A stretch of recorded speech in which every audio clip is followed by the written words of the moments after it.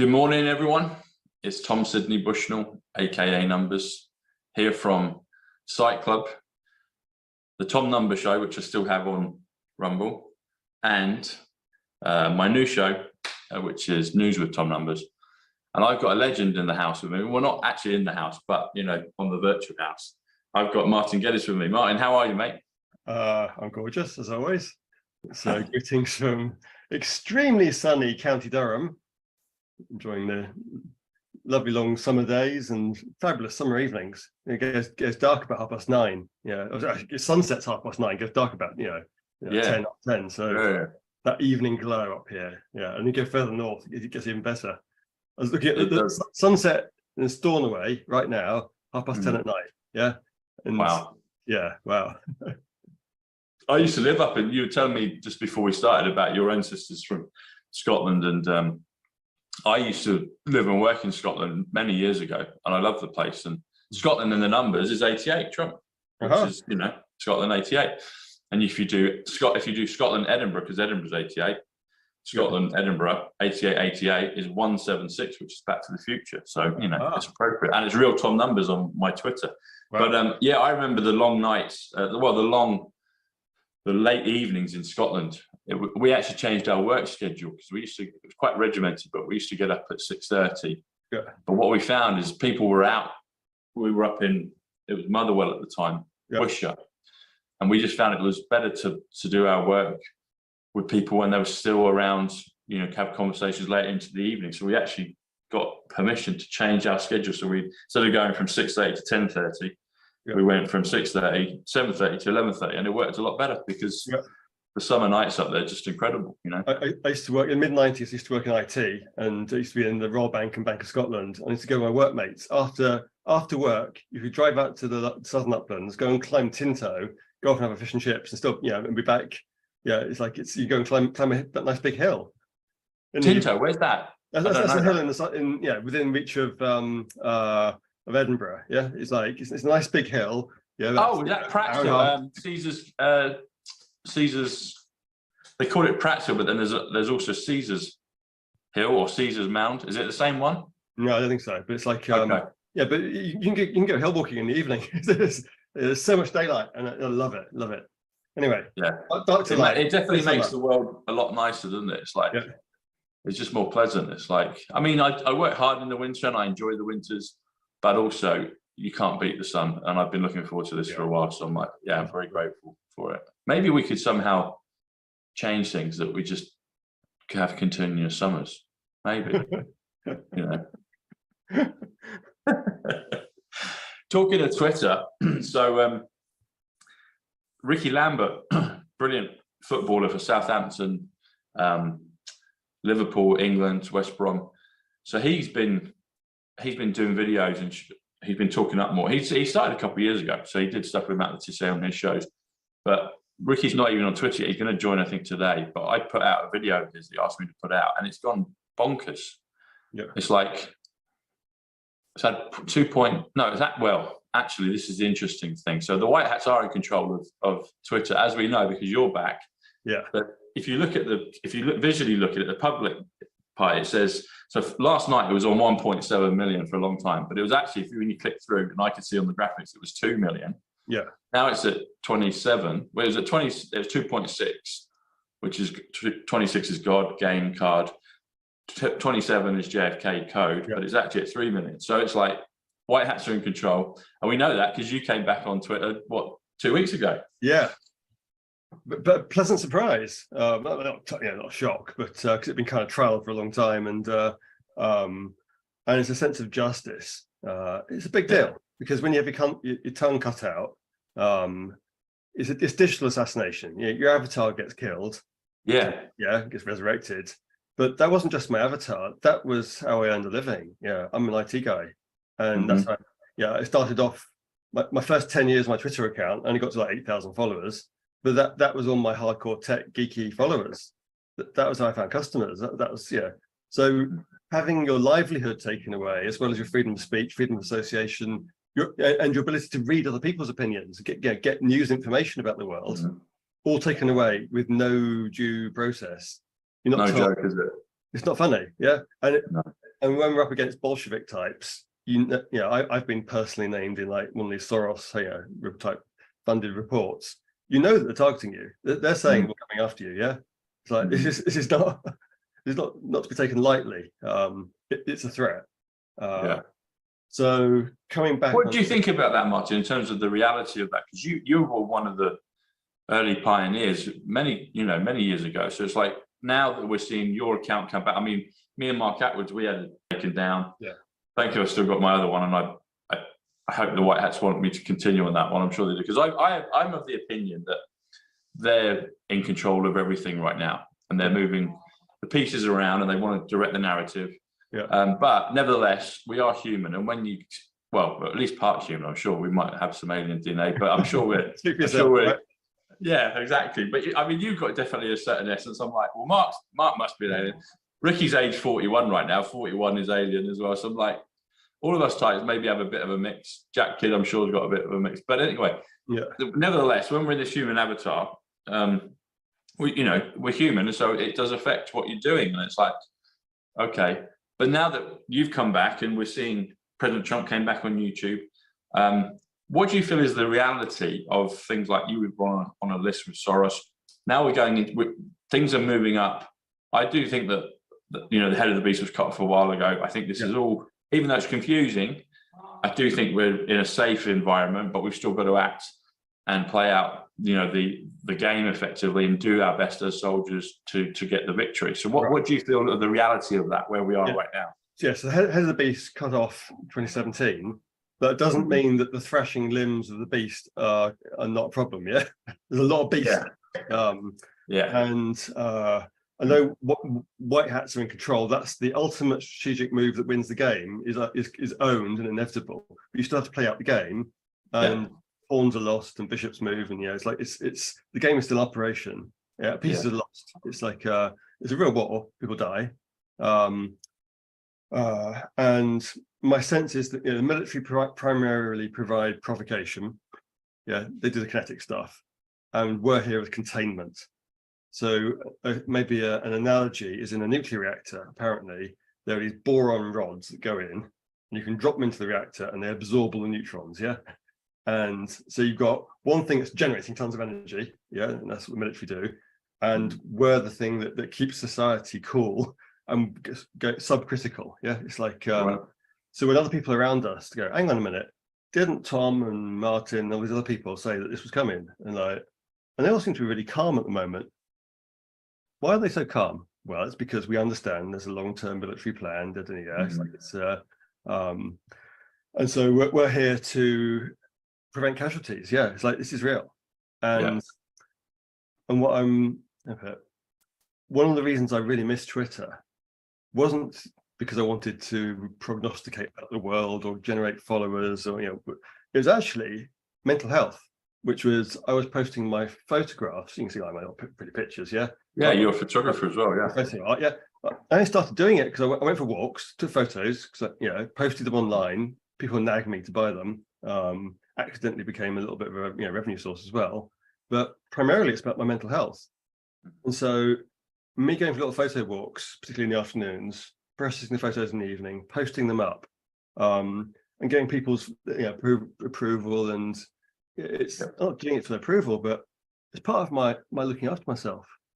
And be appreciated and approval is part of human joy as well, though. So sharing it and sharing the beauty. It's and it's not about spending all day doing the intellectual stuff and trying to decompose the propaganda and write essays. It gives me a little bit of intuitive stuff as well to do. It's so when that was taken away, it was a loss that was, the artist inside me also lost his outlet. Now I recreated it elsewhere and worked around it, but that tugged on my little heartstrings, and that's what really hurt. Yeah, in some ways the other bit of having my platform taken away was a compliment. Clearly, I'm causing enough hassle and damage and danger to the enemy that they have to stop me. But that's the bit that really got me. So I think we as a collective, we're here. We're fighting a real war. It's a psychological, whatever, information war. And I was talking to a friend about this yesterday, which is I think there's been this balancing thing between our attention going into two different things. One of which is filling our heads with new understanding. So I got 20 minutes yesterday into your interview with Wano Savin. Yeah, the moon and blah blah blah. Yeah. But oh yeah, you saw that one, yeah. I started, right? I find video really hard. I can talk, but watching video I find really, really hard. Focusing on one thing like that long. I got 20 minutes in. I think I make dinner, and it's fabulous stuff. But so there's all that tons of learning, Great Awakening stuff. But there's a lot of terrain we need to engage with, which is our internal state, and also the mental health and the wellness of the people around us. Because what I'm observing right now is a lot of trauma, and it's both trauma from the COVID years, it's trauma from childhood resurfacing because of the stress of what's been going on. It's all these separation of families that have been going for a long time because people are brainwashed. You've got a population that's been deprogrammed, but there's a lot of psychotic people. There's a ton of narcissistic rage going on. There's people who've been conned, have to kind of confront their foolishness, and their identity isn't, there's their sense of who they are as some academic and respected member of society isn't quite grounded. And I watched somebody yesterday who used to be a tech industry telecoms associate, raging and even naming me personally, talking about how anyone who doubts is crazy and lost, and you can see they're lashing out because the alternative is to accept that not only have you been fooled, and that means confronting death. It's like, whoa, this is heavy shit. Yeah, it's so actually right in front of me, a book, Kathy O'Brien, PTSD. Yeah, it's a friend lent it to me. That's my next piece of reading. I don't read books very often, but this is important. I now realize that we are all trauma battlefield casualty nurses, and it's about to get really serious. And this is not a rehearsal. And obviously the first thing is to look after yourself. It's like we've all got our own little wounds. Don't know you, but I'm finding often the last few years have been tough, right? We've faced a gender hype. We've lost some people, but not nearly what we thought we'd lose. And you start to learn about what some of these lipid shit can do, and all the EMF, and you start to worry how much of this is going to be thrown at us. And it's not irrational; it's completely rational that you spend a lot of time worrying and preparing for nasty scenarios you hope never happen. But I don't know about you, I'm feeling the trauma. I'm feeling it. It's like each day I get up. Some days I'm better than others, but I feel the anxiety. It's like the cortisol, the stress of the last few years. It's affected me. I got tingling in my hands, and it takes me like a couple of hours to really get going. And sometimes I can't focus. And it's this is real. Yeah, this is not some. Well, I think we're probably in a coded simulation. It looks like, but as here we are. Like it's coded reality, right? But as the simulation goes, the feelings feel real, and I'm feeling it. It's like and people are talking about doing all these big projects and for humanity down the road. Yeah, absolutely. But I'm feeling like I also need to make sure I've got enough rest, and I need to prepare myself and have downtime, and which is not easy when you're under economic warfare. So when you can't do simple stuff like promote your essays and your photos on Twitter because your voice has been taken away, you find yourself living on the edge a little bit. It's like and that's not easy. I've thought about that. I've thought about the whole thing of censorship and the closing our voices, or as you say, having it's an accurate description, having your tongue cut out. And I was like, well, hang on, if we're supposed to do our jobs, I did a little video actually after I had my YouTube taken down, and I did two. I did one, and then I did a longer one, and I left the longer one. I was like, actually, I don't need to put that out. I just did it at the time. And I know what I'm like. I usually just, I kind of, maybe it's a blessing. There might be a curse in it as well, but I'd like to look at it as a blessing on the most part. Usually if I get bad news, I process it pretty quick and I get on with it. I might bury it, or ignore it, but I get on and I get to go back to my equilibrium. And I found with this one, I just kind of accepted it for about 7-8 hours that day, and pretty much the next day I was kind of okay. I still didn't like it, but I got back onto the horse and I just carried on it. But I did express in that interview, well, the video I did a little bit in the first one, but the one I didn't release, I was like, well, what do you want us to do? And I was alluding to the good guys. I was like, what do you need us to do? And I just felt, okay, I need to just continue and somehow push into a bigger area, get the message out. But also when you're saying about what you're going through, and we all can relate to that, is if we can't, put our messages out, obviously people aren't going to get that. But I also felt when you were expressing that, just you being you, even if you were to never say anything ever again, but because you exist in this simulation, the Martin Geddes signal still goes out because it's your frequency. And so even if all of us came to a point where we're all just, maybe it's the 10 days of darkness, we're all the truth, everyone's just shut down, because we're those lights, those points of light, not to take it from George Bush, but in a good way, we're those points of light and we're emitting that frequency. And I also understand and feel what you're saying, because I felt that maybe the good guys are saying, well, you do need to just kind of rest. You do need to self-replenish, because that amplifies the goodness that we have anyway. And that may, which sounds counterintuitive, but it may be an even more powerful effect, or have a more powerful effect in the realm that we're in. Right. So you have to learn to love yourself in this, and not in a narcissistic way. So part of it's service to all, not service to others, not service to self, service to all. And it's about these things existing in harmony. So, for example, I like that, service to all. I've never thought of it like that, but it's so simple. It's service to all, plus the rest. Yeah. And it's a little balancing act. I've had to walk this line for a couple of years now. So there's a little experiment like a year and a bit ago. I turned on payments on Substack. And yeah. And now I'm going to tell people how much I make. Yeah, it's about $40-something thousand a year on Substack. Yeah, it's like, and I've got 60. Which you deserve, mate. Yeah, it's like I've got 60 supporters, something on Subscribestar. I don't know what it is now, but it's like call it another $10,000 or $15,000 a year. Yeah, right? But I'm a 30 years qualified, highly educated, blah blah blah. Yeah, this is not what you do for money. Yeah, it's like but it's enough to live on. I live in a Band A, in terms of council tax, place I live, Band A, bottom left, most modest place, perfectly fine, love it, but it's nothing fancy. I drive a 20-year-old car. It's like, but what I notice is the enemy likes to shame you for making sure you're properly resourced.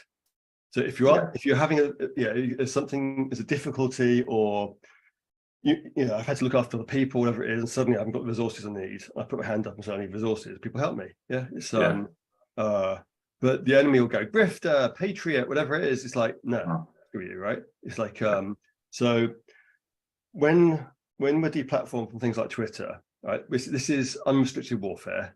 It isn't just psychological information; it's economic warfare too. It's designed to take away your ability. It's designed to force your energy to go into things that stop you from fighting the war. But it's a balancing act. You mustn't go around privatizing the sacrifices of other people.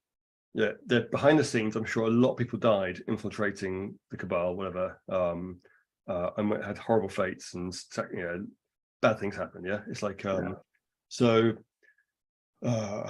so we have to be mindful of that, but so the money does matter. The money does matter. It's like to the extent that you're able to keep going and doing the mission, because we're a distributed army is the wrong word, right? It's like we're a soft power projection force, disrupting all these narratives. We are all, there's no command and control, so we can't be infiltrated. We can't be subdued that way. We're all individually motivated keyboard warriors, but we have to be individually resourced and individually directed by ourselves. And that's what makes the Anons a really, really special bunch, because this hasn't happened before. They've been guerrilla forces before, but they tend to form command and control. We're completely flat. There's nothing. It's like it doesn't matter how many of us you take out, more arrive all the time. Yeah. And then the big ones get resurrected. I mean, you've still been around, but then it's like, Jack Kidd put it out when he said, you know, a lot of things have been taken down, but, you know, Martin Geddes is back on Twitter. And he said, interesting times. It was like, yeah, it was well put. It's like, okay, this goes here. We've got another one, boom, you know, and it's like, yeah, it just keeps growing. We each have our own little niche. I was having a little bath earlier, thinking I could do with publishing a book. Okay, the title of the book is "I Don't Have a Clue What's Going On," and every page is blank with a little message at the bottom that says, "If you figure out what's going on, fill it in here." Right? It's like because the longer this war goes on, the more I realise I don't have a clue what's going on. I published a book 3 years ago, a guidebook to the Great Awakening, which I now regard as it's good work. Yeah, it's a helpful start, but it's hopelessly incomplete. I have no idea what's really going on, right? It's and so even the geometry stuff that you work on, I look at people doing all the football results and now the coding. It's like, and you go, oh my goodness, like this, how our language comes from, how it relates to our genetics, and like, I knew nothing. The history of this thing we're on, I knew nothing. It's like Tartaria, and that's just the beginning. That's just the most recent civilization will ever reset. You know, it's like what Wham was talking about. We used to have a solidified helium, whatever, hydrogen. Okay, and it was higher oxygen content, and things were different on this. And there's evidence for it because you can see all the remains of giant, things out there. It's so there's a humility required. What we're grappling with, it's so big, and so you could spend all your time and energy figuring out the coding, the number, geometry or whatever bit, and I'm just like sit there going, okay, I'm like in kindergarten. It's like you go to the first French lesson, and somebody speaks in some foreign language you never heard a foreign language before, and it's a real thing, but you feel really confused. And will I ever master this French thing? And the answer was kind of not really very well, but it's so you've got your little domain, I've got my little domain of thinking, applying my computer science skills to decompose stuff. But it's so big, and there's this like joke that we've been educated, or actually I found my degree certificate this week. I've been emptying the stuff from my parents' garage, and after 20 years not seeing it, I found my degree certificate, and I was ashamed of it when I got it, because I didn't work very hard. Didn't get a good grade. But now it's all like this big practical joke, because you were put through the intellectual equivalent of malnutrition, where you got to eat just carbohydrate, just do one subject, and you became narrowed, and actually it was about understanding how everything connects up and the totality of everything. So I don't know, it's like I'm just sitting here every day. I sit in awe. Like there's so much to learn. There's so much to know, and this balancing act between. I'd love to be able to spend my days reading and researching, and I'm feeling traumatized.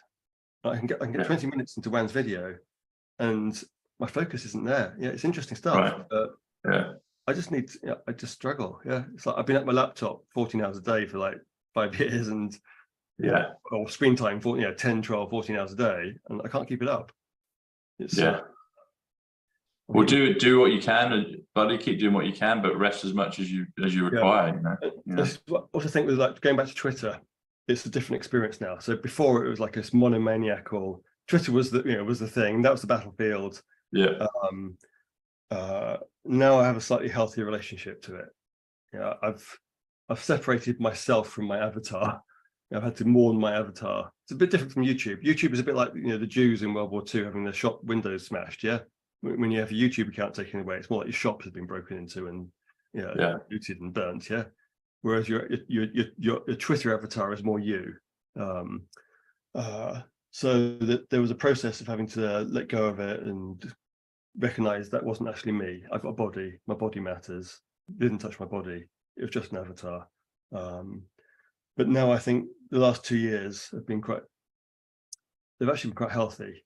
And it's been a chance to go off and do spiritual work and learn more about the deeper stuff, and actually the setbacks and the hardships of the last few years. It's not been fun, but it's kind of like a commando training course we've had to go through, Mm. prepare ourselves to be in the right place to help people, and to humble us as well, because we didn't get the easy win. Trump, the Trump 2020 thing was all a big sting operation. Mm-hmm. It wasn't like, oh yeah, we win and off we go and instant triumph. No, we've had to go through COVID and all the other crap, and it's we've had to earn our stripes a bit. Here we are, still here. We're still here. We're still here, man. We're still here. How long were you? How long were you on Twitter, and then when it got taken down, and then how long were you off, and now you're back on? What's that timeline? So I first joined in December 2007. Okay. You have to remember, I was a IT tech geek and consultant. So I joined it not because I wanted to tweet as such, but because it was the in thing, and I wanted to know what it was about. And actually, I found it quite difficult to understand at first, because I'd never done social media. It was new at some point, I've been on the internet before the web, using Usenet and whatever, but it was back then 20. So that's 20. That's 16 years ago, isn't it? Well, 15 and a half years ago. So it would have been completely different back then. Back when it's 140 characters, or whatever. It took me a while to master the mindset and the metaphor, of social media. Because we're so used to the idea that everything you put online has to matter in some way. And actually saying how your dinner tasted was like a bit novel, like a little bit bland. It tasted quite bland after a while. What's this thing actually for? What am I do with it? It's like what problem does this solve for me? So it took me a while to get my head around it, and so I very gently, I was sharing content about tech and telecoms, but it wasn't the world affairs stuff. So I mean, the backstory is that I was looking at things like privacy and power and good and evil and psychopaths, in the context of tech, and doing consulting on that stuff as well, which got me interested in some of the more difficult stuff that's going on in society and the kiddie fiddling, and researching 9/11 and all the other stuff. It's but I wasn't largely talking about that in public. That was a private matter. It wasn't until 2016, 17 that I started to go, okay, I see now how this is all joining up. The blackmail, the kids, it's like, right. So I had this like phase change from basically my tech career just collapsed. The moment you start talking about you become persona non grata. Suddenly he's a right-wing extremist cult member, blah, blah, right. I just happened to have done the research. But that was fatal to any participation in my former career. So I had two business assets. Well, three. I got my name, but I had my social media following on Twitter and my mailing list. So my first deplatforming was MailChimp. So they took that down. Took it down, How many did you have on your mailing list? At the time I had like 11, 12,000, I think. Now I've got 23,000 on Substack. It's like, then I got kicked off Active Campaign. I think it was, and then I got kicked off another one. I forgot what Get Response. I can't remember now. It's like so that was deplatformed several times, but the mailing list is portable, whereas your social network, social graph of Twitter is not. And I think there's a hard lesson for all of us here, is that we need to own our social graph. We can't allow our third parties to own that. When I follow you, I'm associated to you. I'm hiring someone to do the publish subscribe message passing, but it's like with their email address. I register my domain over here and I host my email over here, and the two are not the same. You can't, the email provider can't take away my identity. They can't take away my contacts list. It's so we've made some mistakes. We've allowed these companies to have too much power. And what would you do with your list? Would you just always back it up? Even now, even on Substack, I don't trust Substack. It's just I have a little note to myself every week. I have it in my calendar. I have a recurring thing that sends me an email that reminds me to download my Substack list. Okay. I manually download my Substack list every week. I remember, because that's my core asset. And I can always take it away and move somewhere else and get the money. I don't care, who pays or not pays. This is my audience, And if Substack went tits up or I got censored again, I can go somewhere else, tell my audience. And the other thing I did as a policy was every time I was censored, because it's economic warfare, as well as what, a war against our ability to communicate. I would go to my audience and say, actually, I shouldn't be worse off for this. And I'd put up a PayPal link and they'd send me money, right? Which was needed, right? Fighting a war. It's if they're going to attack me, I'm going to fight back. Normally I don't mention money. Just put a little link at the bottom if you like what I do, send me some cash. It's but if you're going to fight me on that basis, I'll fight back. Yeah, of course. And the thing is, our audiences are, they're loyal. I mean, the ones that really love us do support us. And I realized I was, 2020 came in. I was always awake to things, but then 2020 came in. I got activated to a higher level. The numbers descended upon me, and I was like, okay, off we go. And this is the big one. So I've got to stand up. And I remember for probably the first year and a half, I didn't monetize anything. I mean, I had a little digital download course on numbers that me and Mark Atwood did together. I would do consultations, so private Zooms. People wanted their own numbers, and I used to love doing them. But energetically, they were so draining because it was more energetically draining than doing a YouTube show. And so I may start to do those again occasionally, but I really loved it. But it was just, I was giving my whole soul during that session, and there's a depletion of energy with it. But then I remember when President Trump would be asking for donations, and I was like, this is okay. President Trump is telling us it's fine to request income, and then from then I got onto monetization, and it was fine because I didn't know this was going to go this long, and we do have to be able to survive and live because it's a full-time gig. You need to replenish and take time off, but it's a full-time gig. If you're thinking about this all the time, I'm sure I am. All of us are. So it's like it's a full-time thing, and I do believe and have seen that our core audience love us and they want to support us. So it's an okay thing to do, And it's also, and required. It's necessary. It builds in loyalty and everything. Right. So in order to do it well, if you're having to worry too much about the rent and the heating and whatever, it's not easy. So obviously it's nice to have a little buffer as well, right? But also there's a lot of other people around us, privately and quietly, who are struggling, and there's a lot of personal charity required at the moment. You can help. You haven't got a budget for it, and I'm not talking huge amounts of money here, but little things. It's like somebody can't afford to go shopping. Couldn't feel.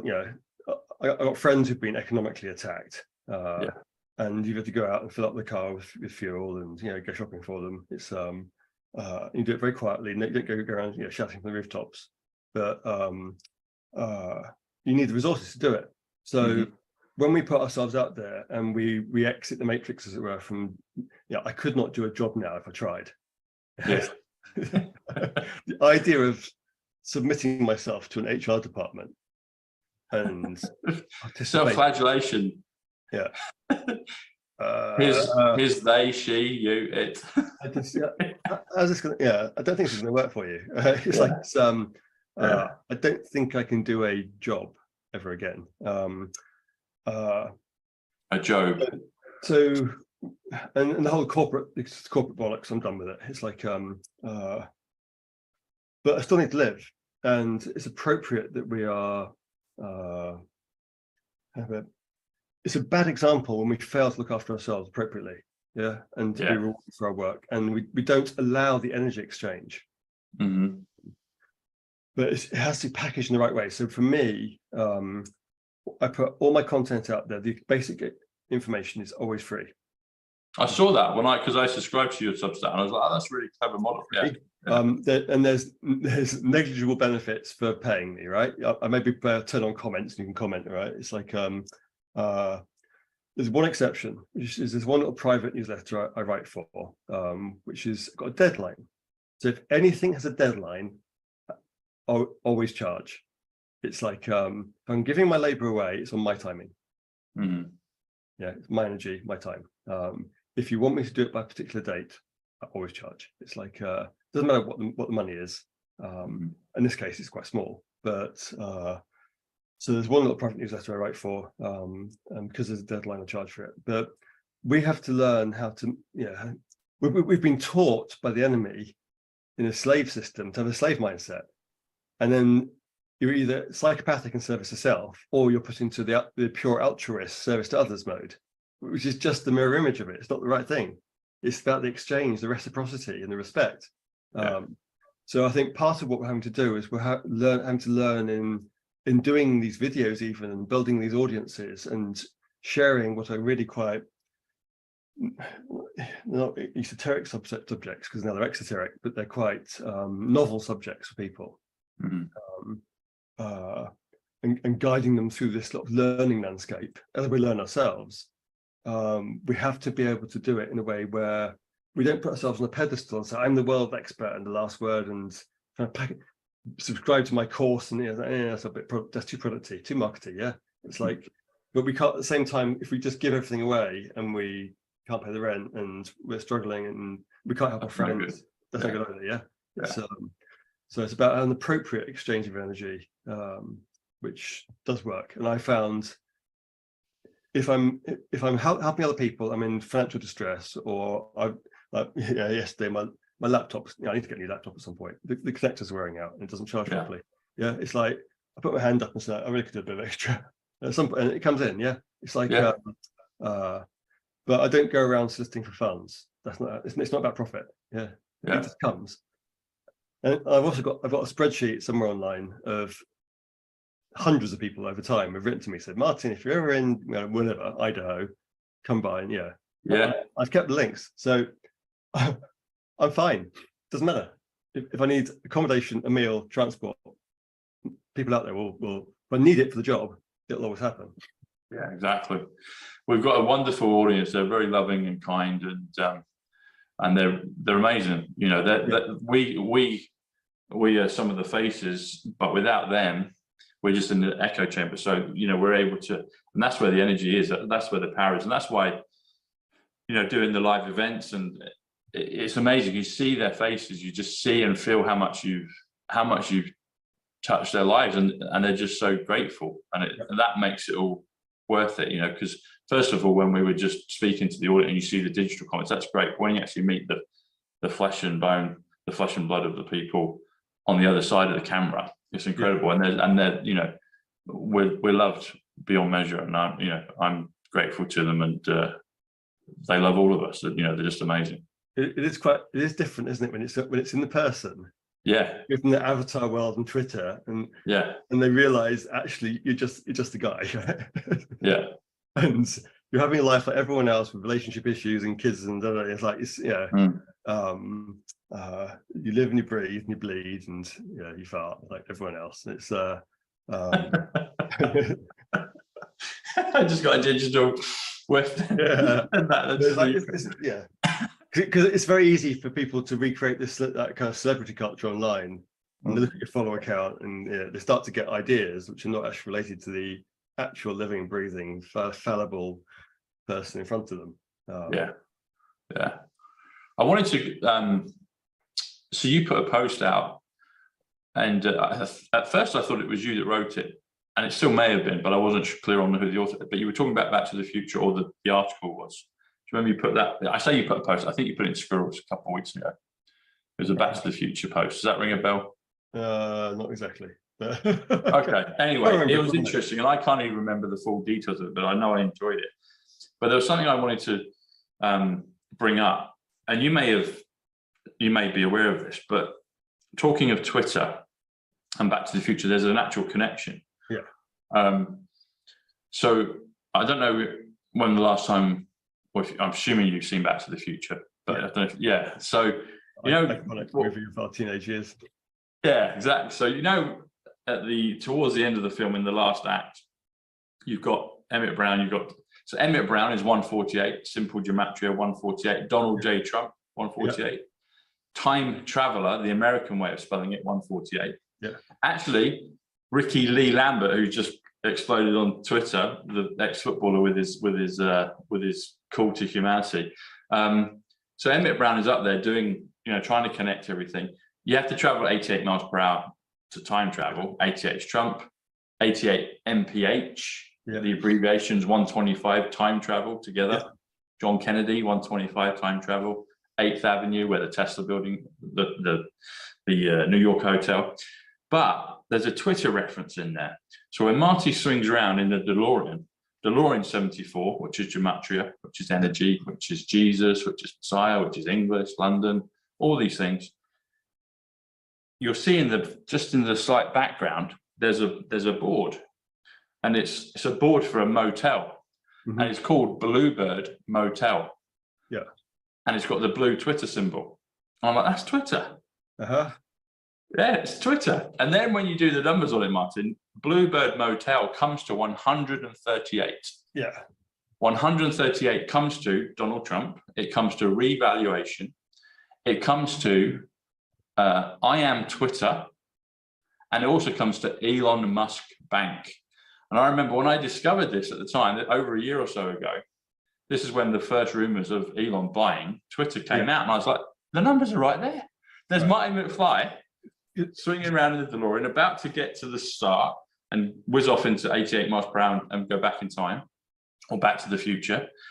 And you've got it there, because people can say, oh, you can make any version of things up with numbers.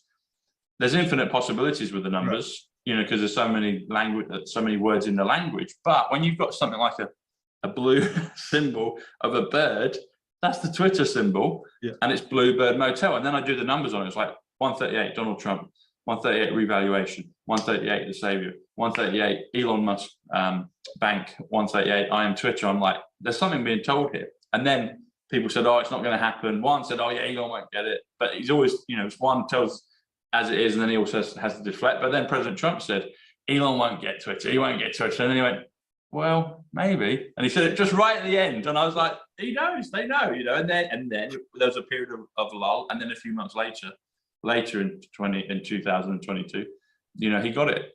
And now we're back on, you know, and it's like Twitter is there in Back to the Future. And it's like, you know, people, even the normies can't really argue with that. It's like, that's the symbol, that's the Bluebird Motel, and it's got the Bluebird, which is Twitter. I think this thing about numbers has been, for me, the most intellectually humbling part of this whole journey. Not the spiritual side, not hidden history, not the repressed physics, not the time travel. Like it's you go, and at first, because I'm a computer scientist, you go, oh, it's hash function collisions, Bloom filters, whatever. No, right? There's something else going on. There's something so deep and structural and meaningful going on. That's my intuition. Yeah, it's like I don't understand it yet.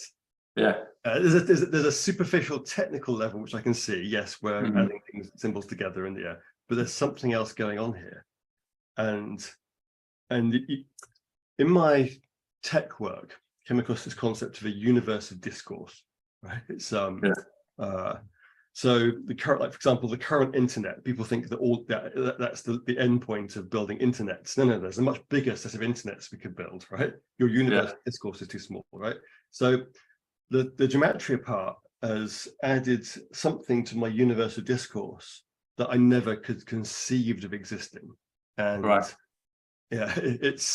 it was out when in the Q drops talks about this is so much bigger than you know. I can't remember the words, but I'm now seeing more and more layers of that stuff, and this is one aspect of it, but it's jaw-dropping, and it makes you realize. It made me realize I know so little. And I think part of the reason that why you and we are speaking is some interviews are hard to do because someone's not humble. They're trying to take a position, to be right, to argue, to debate. They're not fundamentally trying to find out what's real and what's going on. It's and so there's this openness and curiosity where you don't just accept or reject things, instantly. The numbers things like, wow, there's something going on here. I don't understand it. Clueless. And it's not because I'm stupid. It's like, let's go and explore this. It's like it's a complete reverse. It's the open, inquisitive nature. That's the fun playground of the universe. I don't have to lose any. There's no ego to be lost in finding I'm clueless. It's another humorous moment in life. Because I've been clueless a lot, and I look at the other people I used to associate with, particularly in the tech industry. They're so lost. Like they won't ask themselves simple questions about the world, and because they're so mired in this I think it's I don't think I think narcissism's the wrong word. We talk about narcissistic rage, etc., but it's really all trauma responses. They've been brainwashed, traumatized, damaged, and therefore they've had to construct this ego identity that's perfected in order to not experience aspects of themselves and their vulnerability and wounds and hurt. So we're in a trauma-based mind control society, and it's not that I'm better than them. It's just that I've been able to work around my hurts and traumas, and I've kept my openness and childlike wonder at the world. When other people have lost it, it isn't a judgment of them. It's just an observation of where we're at. But wow, the numbers thing, it's, I don't know. It's amazing, isn't it? It points at the big G word, doesn't it? That's what I was going to say. So if you do, we might have mentioned this before when we've had private chats, but if you do A equals 1, B equals 2, C equals 3, all the way through to Z or Z, the 25th letter. Interesting at the end, 26 Z is God, game, card. If you add A plus Z, so A plus 26, that's 27, which is JFK, which is code. And we're in a matrix code, a simulation code. It feels like it anyway. But if you do all of them sequentially, all the way 1, 2, 3, 4, all the way up to 26, add them together is 351, which comes to God communication numbers. I was just about to bring that up, and then you went, it points at the G word, doesn't it? I was like, there you go. See, this is it. We're interfacing with each other. This is what happens, Even like the Tesla stuff, 369, how the little squares add up, it always goes to 369 every time. It's like it's carbon with 666, and how there's certain structures. If you want to define an area, 3 is it. Less than 3 is just a line. 3 is an area. Everything 4, 5, 6, 7 are also areas, but area starts at 3. So each of the numbers has every number has a meaning. Every number, right? And if they didn't have a meaning, the first number didn't have a meaning, would be really interesting, because it'd be meaningful for not. Every number must have a meaning by induction. It's like they're all special. They all have a special meaning. So even 0 has a special, right? So but it's like it has a metaphysical meaning to it in some way. And I'm starting to sort of step back. So I've got pretty deep computer science background. It's a bit like suddenly I've been. I wanted to say computer science. So computer science is 169 in the numbers. Thomas Bushnell's 169, so I like that one. It's one of the versions. I've got about 6 different, Tom Bushnell, Tom Sidney with numbers. But this is the one you'll love. The Great Awakening is 169. Computer science 169. I mentioned it before in interviews and stuff, but it sounds like a boast, but it's just what I was up to, right? So people like Alan Turing back in the 1930s, etc., von Neumann, were doing church. We're doing a theory of what it means to compute, right? Other people came up with a theory of what it means to copy information. And distributed computing is made of the two things. We move information around and we compute on it, It's like, so one of the 2 pillars was done in the 1930s. The other one has only been really put in place in the last few years, and hardly anyone knows about it. It's like, so what I was doing was helping to complete the work of people like Alan Turing and coming up with a unified theory of what it means to do distributed computing, right? So a theory of computability and a theory of information translocatability, put those 2 together, and there you are, so problem solved, right? So I was working at a fundamental level in that domain, below where most people think is possible. I was down in the basement, looking at bits of foundation nobody's looked at for like decades. So I'm used to working at that deep level. But what's this made from? I peel it back, and it's like you got atoms and then neutrons and quarks, and you peel it back and peel it back. What's it made from? And it looks like it's all made from numbers. But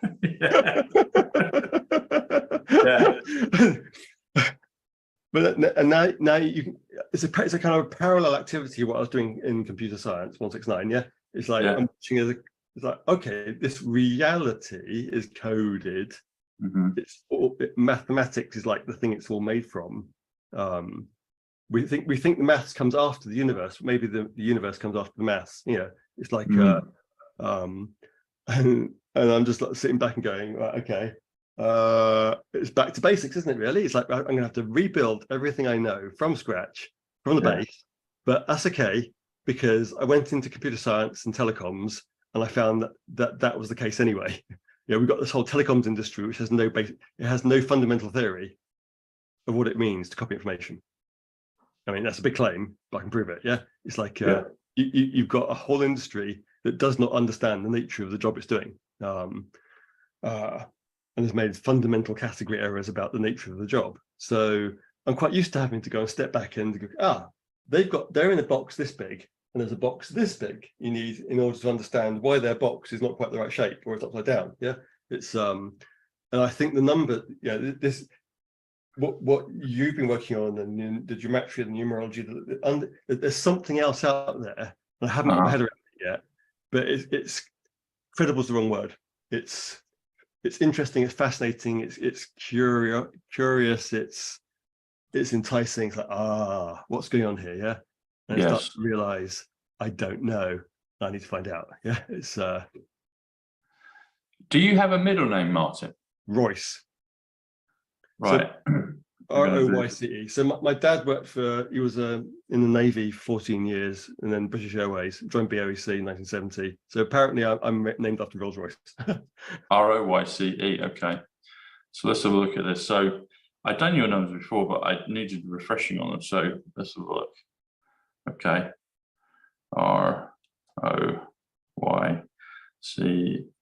yeah, okay.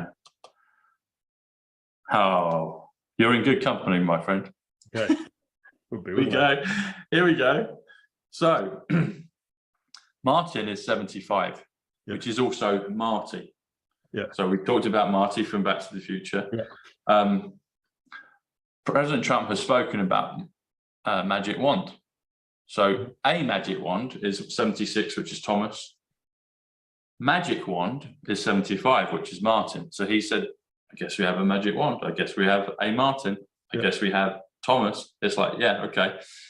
Then Geddes is 44, Geddes. Yeah. 44. And 44 is a great number anyway in and of itself, but 44 is also Anon. Yeah. You certainly are. Uh-huh. But if you do Martin Geddes, 75 plus 44, and you've already spoken about the great man or the great being, that comes to 119, which is Nikola Tesla. 119 is redemption. Even the thing with Tesla, and I do believe that 9/11 will be reversed. I think that's coming. And I believe that will be through the other physics and Tesla and resurrection, divinity, everything. Yeah. But then you add Royce, and I didn't know this until just then. Royce is 66, which is happy, which is event.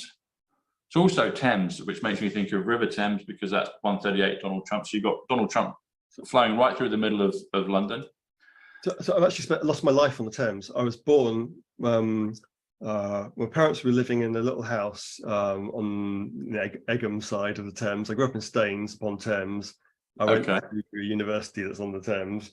I also lived at the posh squat in Limehouse on the Thames for quite a while. So a lot of my life has been up and down that little bit of river. That's been your life, like that. I also used to row at Hampton, on the Thames. In Roehampton? I used to go to Hampton School. I used to go to Hampton School. Oh, Hampton, okay. And I used to do rowing. And so I used to row back and forth at Molesey on the Thames. So the Thames has played a large part in my life. And I see, that's the other thing. So people say to me, why do you mention, because I can just hit the core number of the exact thing I'm talking about at that time, but quite often things will pop into my mind and I'll add a few extra bits. Yeah. And some will be like, well, what's that about? But Thames was the last one I thought I mentioned. And then you said, well, this is a key feature of my life. And so that's what happens. It's like the impulse comes in. I'm like, I'm going to say this. And then, so Martin Royce Geddes comes to 185, which comes to Donald John Trump. So you're in good company, buddy. Indeed, right. So this reminds me a lot of my telecoms work. Yeah, it's people. There are people who go out there, put their pith helmets on, they go out into the internet jungle, and they take measurements of the jungle, and they imagine they're doing network research. And what they're doing, and they think that is networking, right? What they're doing is they're taking a tiny corner case of a very big space of possible internets we could build, and it's a really crappy corner case, right? And declaring that to be networking. And then assuming that their measurements of that particular environment, that bit of jungle, is all environments that could ever exist. And then they deny the existence of tundra because they're all listing as jungles. Yeah, it's like So it's like this intellectual equivalent here is, this is outside of the framing of what the concept of what reality is to most people. Yeah. And now it could be that we're engaged in apophenia and just seeing patterns that don't exist in it, but there's too much credible stuff pointing at interesting things happening here. Yeah. And the people who reject it because they don't understand it, or it's crazy, or it doesn't fit my current reality, the fact that you find it difficult to get your head around doesn't make it right or wrong. Yeah, that's just about your feelings. That's on them. That's right? It's like that's solipsistic. That's you thinking it's all about your experience of reality is reality. No. It's like so there's something going on here, and I think this is one of the most interesting subjects I've ever come across. Right? It's like it's in some ways much more than the hidden history, because it's fundamental. It's the foundation. It's the fabric from which sub-reality. It's like it's what reality is made from. It's like we're going beyond physics. We're going beyond mathematics. We're going to something that's whoa. This is really interesting. So I like it. It's interesting. It's like my curiosity is piqued, and I can see this is the kind of stuff that the secret societies would like to have kept guarded to themselves. Well, they kept it away from us. Well, you'll see that with the numbers. So people say to me, "Oh, you only talk about positive numbers." I was like, "Well, yeah." My instant reaction is, "There's enough shit out there anyway, so it's up to us to bring some light." And I dwell in a positive domain. Yeah. Positive is 115. Intelligence is 115. So it's like people, it's a good place to be. But I do notice that both sides, we come wherever we came from, when we come into this dark and light 3D realm matrix, it's like, okay, you've got the opposites. So I noticed it with the numbers. You'll get super powerful numbers. All numbers are intrinsically powerful and they're all intrinsically good. But when they're assigned meaning in this realm, I see that the super powerful numbers quite often will get a super powerful negative one as well. Yeah. And I don't, I know of them, but I don't go around teaching them. It's like, it's enough to get people's heads around this stuff anyway. So they just want, a lot of people are watching, they're like, I don't know what you're talking about, Tom, but it feels good and I love just watching. So they like the feeling in the room. They like the feeling in the conversation, but they do marry up. Quite often you'll get big ones that just marry up, and they're quite stark when you look at them actually. Yeah. Right. And you need to look at like the cymatics, and you start to see how different frequencies, different vibes create different patterns. And some of those patterns will then have physical geometrical patterns, and they will then have different properties depending on what the vibe is. Yeah. And so you can start to see how the structure of everything, that's a big word, everything starts to come out of the numbers. Yeah. It's like the physics comes from the numbers, the music comes from the numbers, the art comes from them. It's like everything comes from the numbers, ultimately. And they go, it does. Oh, right. We can even the language, the alphabets. It's like it's all got it's like the quantumness of information down to the numbers. Right. This is. I haven't mastered it. I'm not able to comment on it. I can't write essays about it because I don't really grasp it. But there's something going on here, which is like, oh, I like it. This is fascinating. I keep saying to Mark, and I think my brother, and I might have said it to Ricky as well, but there's an Eminem, I think Eminem's probably been cloned and swapped out many times over, but nevertheless, there's a part in one of his songs, I think it's the one he does with Rihanna, and he says, I can't tell you really I can't tell you quite what it is. I can only tell you what it feels like. And that's what I feel like I'm at, I can't tell you I can't tell you quite what it is. I can tell you what it feels like. And I can try and explain it in a very fundamental, rude, but I can only really describe the feeling and the effect. And I'm like, I don't really understand what it is yet. It's like it talks about there are no coincidences. Yes. I think it's hinting at something much deeper. Yes. Much deeper. There's a surface level to that, which is about politics and psyops, whatever. But there's a much deeper level. There's literally there are no coincidences. Yes, exactly. And this is when it gets fun, when you see the synchronicities.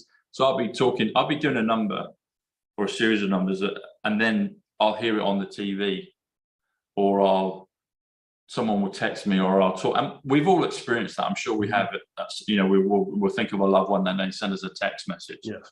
You know, so we're instantly connected. But when you start to see it dozens, hundreds of times a day, it's just a beautiful thing. And it's like, I was talking to Ricky last night, and I was talking about that. There you go. Yeah. And I'll get that. There you go. Yeah. And I'll get that stuff all the time. And it's like, and then they had, the reason I brought it up is because I was thinking of this character R, and I think R could be many people, but that R symbol, like the registered trademark symbol. Yeah. And I was thinking, I wonder if Ricky's R today. I wonder if he's R, because he'd made this, he chucked this massive stone in the Twitter pond, and it was rippling it out everywhere. And I was thinking, Ricky R, and I'm thinking of it as I'm coming back on the bus, and I was like, okay. And I thought I'd mention to him, but then in the Star newspaper, they had a picture of Robin from Batman and Robin on the Star newspaper. And Star newspaper is this, it's almost like this, it's like this receiving mechanism. I'll receive something and then it manifests in the Star, or vice versa. They'll produce it and then it'll come back to me, and it's constantly always happening. There'll be something about you and me soon. It's always happening constantly. And and when you're saying this is delving into the fabric of reality, this is where it's getting really exciting. And I'm just like, okay, I want to know more. Just teach me a bit by bit. And it's just massive. Because even if it turned out, it's just play devil's advocate for a moment. Even if it turned out we were utterly delusional, and what we were seeing was imaginary patterns, but even that's worth studying. Right? Yeah.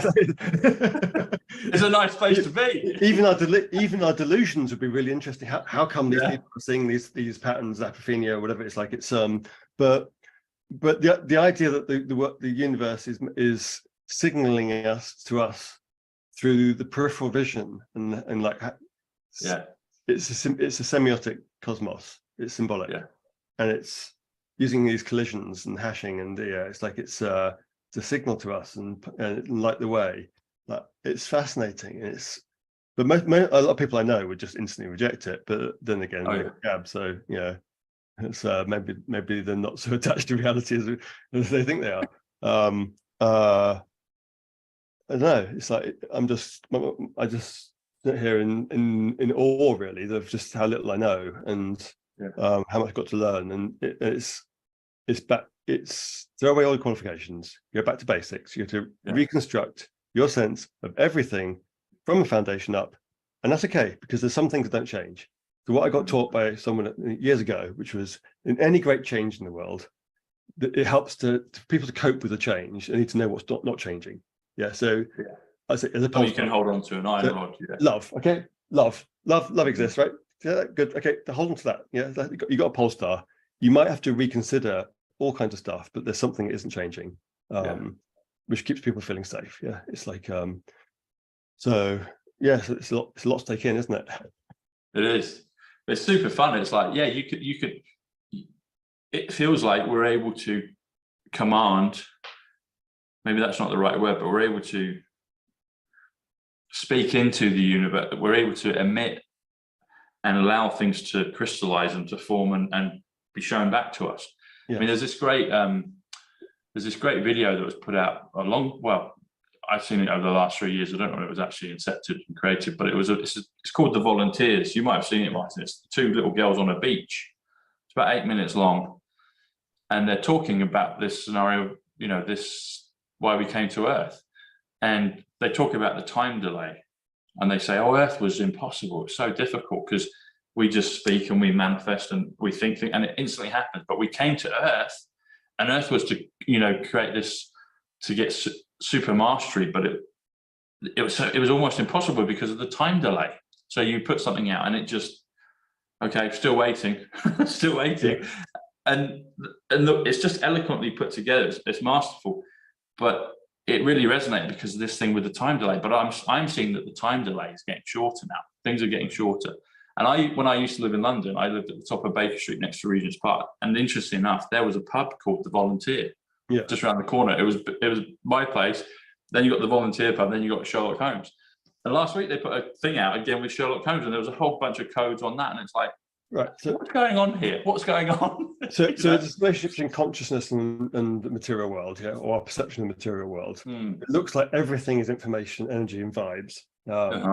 If it's all information, well, doesn't that beg the question of how it's encoded? Yeah. So Yeah. if it's encoded, then it's symbolic, and if it's symbolic, then it can be put into numbers. Yeah. It's like it's so again, I'm finding is I've got a pile of books and things to go and read, but it's at the moment I'm just appreciating my ignorance. I'm just sat there with just a sense of utter awe of it's like being 5 years old again, and sitting there in wonder. You know, I was 7 years old, and your first French lesson at school, and you mean people speak other languages? Yeah, it's like you mean it's not all English.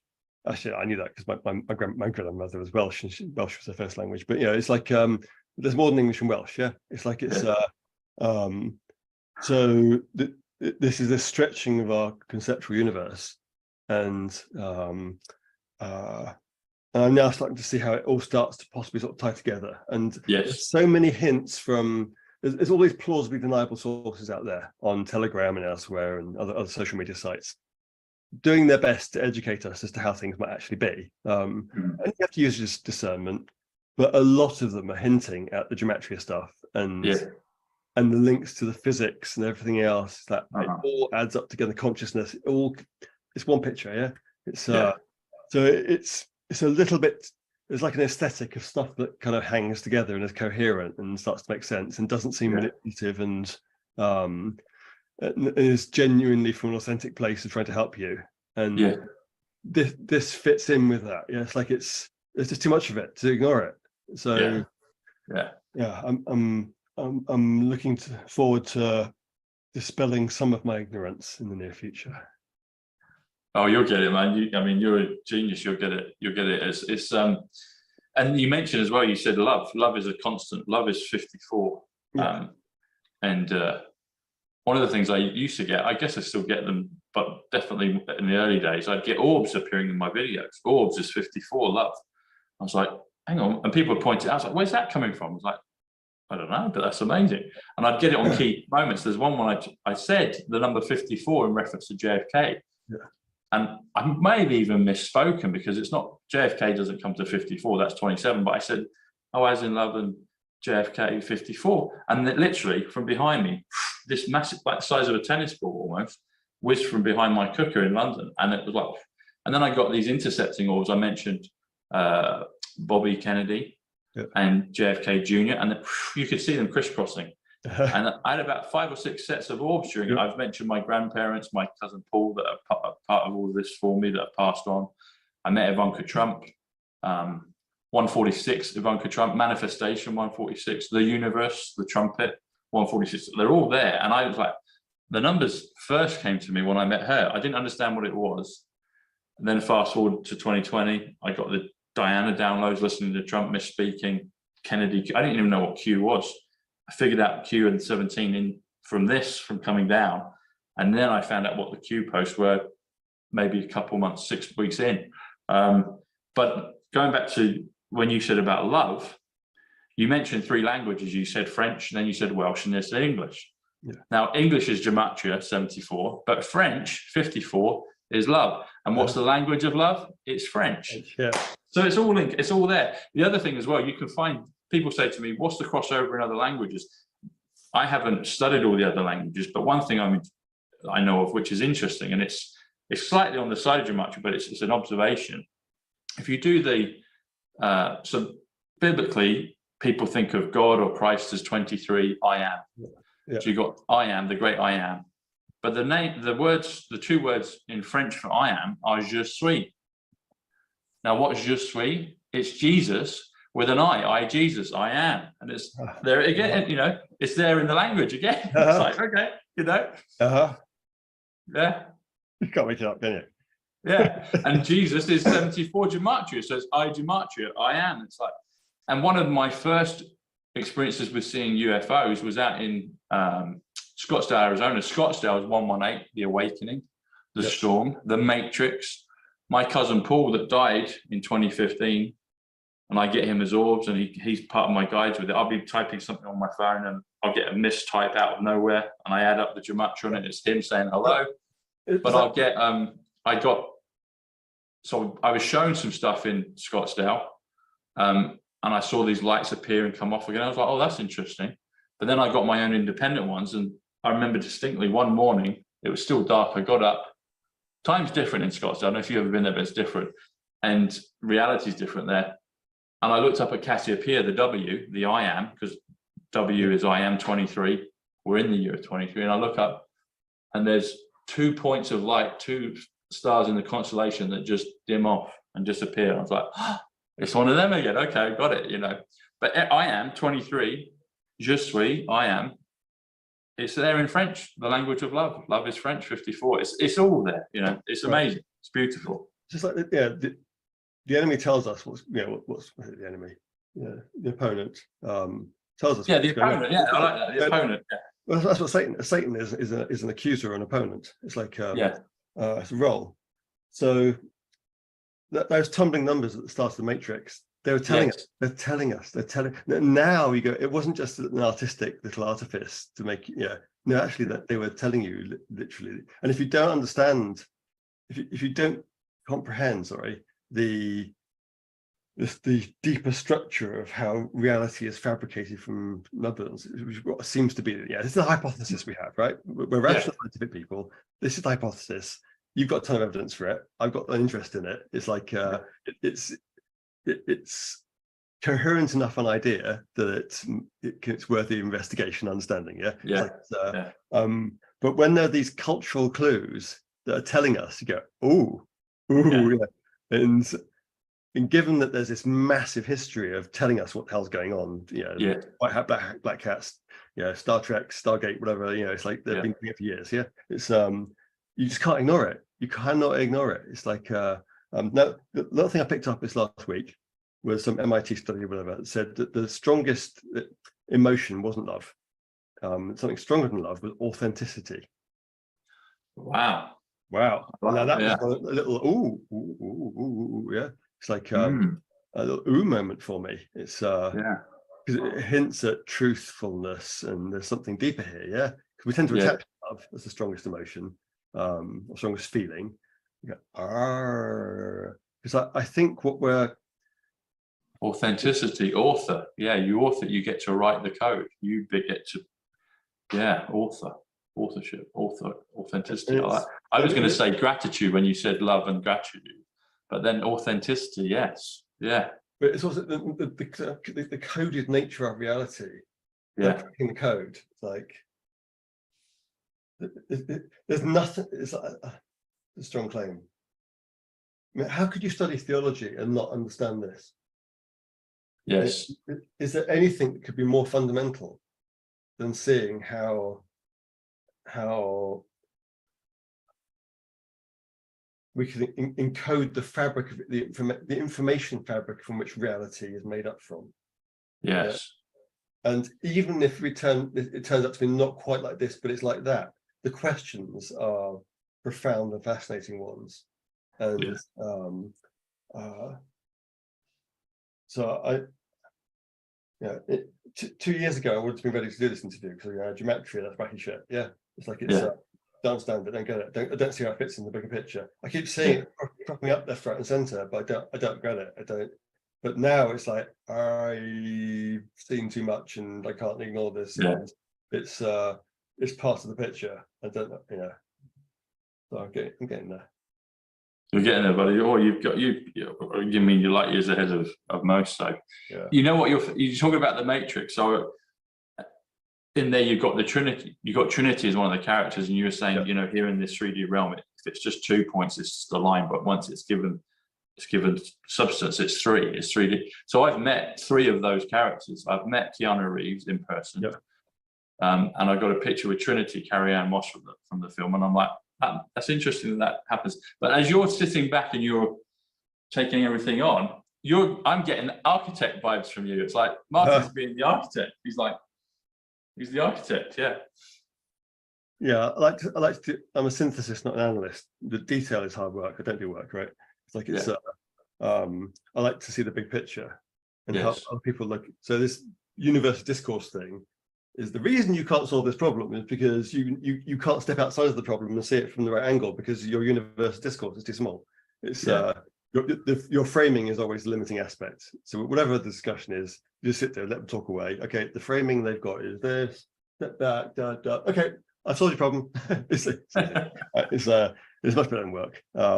So yeah, the architect is the person who sees how it all fits together. Yeah, they're not involved in the little bits of detail of how do I actually put this particular post in this whole. You've definitely got architect vibes in that armchair right now, Martin, for sure. Yeah. What's your birthday? 1st of May, 1971. Ah, Tara by Janine's birthday is the same day. That's in Gregorian calendar, of course. Yes, yeah. So 1st of May, what year? 1971. 1971. Okay. 71 is Psych, as in my channel, Psych Club. Lady Diana 71. Smart is 71. So let's have a look. 1st of May. So May 1st, 39.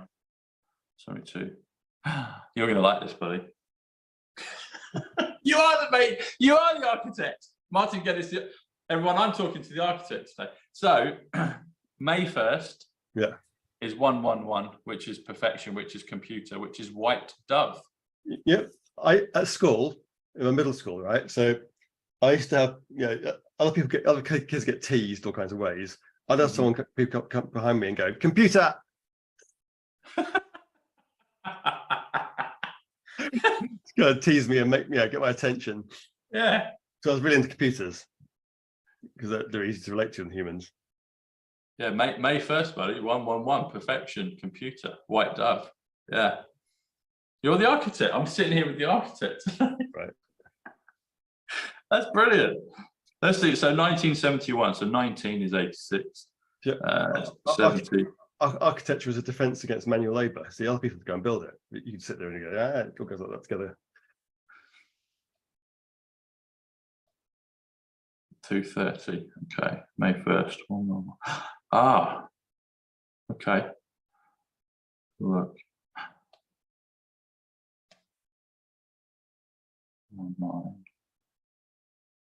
That's cool. That's very cool. I like that. There's a connection between you and me on my date of birth. So if you do, let me do that again.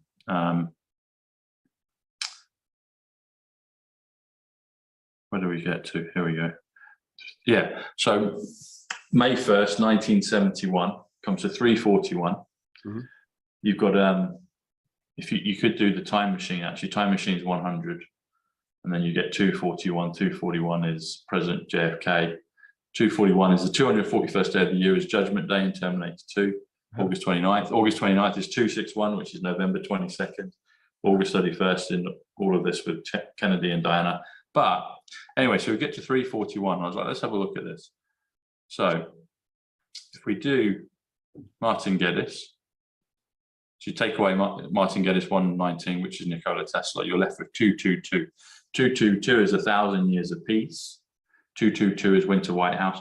222 is Wyndham, New Yorker. Mm-hmm. Wyndham, New York is 222. Nikola Tesla lived there for at least 10 years officially, probably longer. I've been there, stayed in both of the rooms that he used to live in, which was one apartment, but they've knocked it into two now. But 222 is also my birthday, which is February the 15th, which is 222. Interesting. Numbers are fun. You can play with them and just get connections. I was like, okay, so Wyndham, New Yorker, 222. Wyndham is 88 Trump. You have to travel 88 miles per hour. 88 mph is 125. Where's the New Yorker hotel? It's 8th Avenue, which is 125 time travel, John Kennedy. Yeah. And I felt for a long time that Kennedy, Tesla, Baron Trump, Christ are all connected. They're all in the same fractal group, I believe. And I would also throw in, but I would also reconnect Robert F. Kennedy Jr. I think he's the Trojan horse, Mark. I think he's someone way more powerful and maybe in disguise. I think he's a massive Trojan horse in this. People didn't see it. Right. The enemy clearly takes the numbers very seriously. Yes, and when people who've been the most powerful people for the last 5,000 years take numbers very seriously, maybe we should pay some attention to the numbers and take them seriously. Yeah, it's like it's at that point, it's a very, very grounded, rational thing to do. If they're playing by the numbers, maybe we need to understand their playbook because they seem to have been running the race for a long time. So it's like I know there's books in this. I've got 1111 of a code book somewhere that I haven't read, someone sent to me. And what I'm finding is, like, 5 years into this Great Awakening, I'm almost ready to begin. Yeah, exactly. That's it. That's what it says in Back to the Future. Marty flips down around the DeLorean. It's like the start. There's the start line. It's just about to go back. It's like I'm ready for kindergarten now. You come off mommy's breast and, like, actually, you think you've been doing it for the last 5. No, now you're ready to start. It's like, I know. You finally reached the level of humility where you're actually willing to start to think about the real problem. Okay. Yeah. And Back to the Future, Q is back 17. So the word back is 17. So it's also Q to the future, Back to the Future. They're the same number. Yeah. It's all incredible. Harmonics and resonance, and but it's like, if one can accept that, cymatics is obviously a thing, that frequency generates patterns is a fact, right? It's a whole discipline of a little branch of physics, right? So the idea there can be harmonics and patterns that come out of numbers should not be a big stretch. Yeah, we're not making wacky shit up here. This ought to be an easy thing to go and investigate. Yeah. What is the it's not semantics. I'm struggling for there's levels of meaning in this, but I don't have the words, the philosophical conceptual words and tools to decompose this problem. It doesn't quite map onto what I'm used to.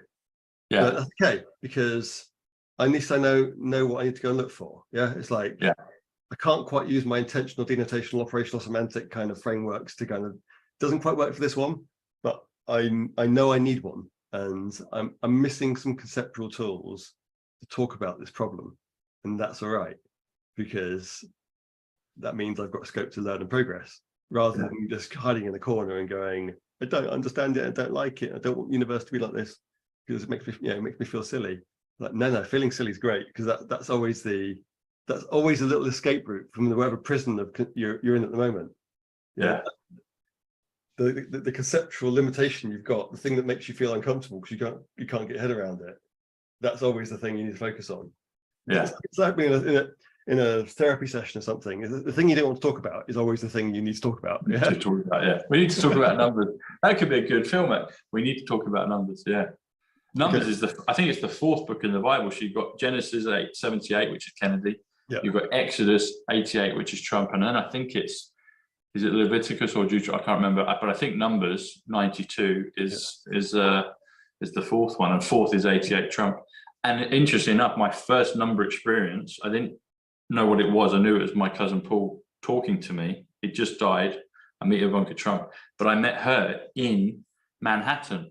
Manhattan is 92, which is numbers, and New York is 111, which is perfection, which is computer, which is May 1st.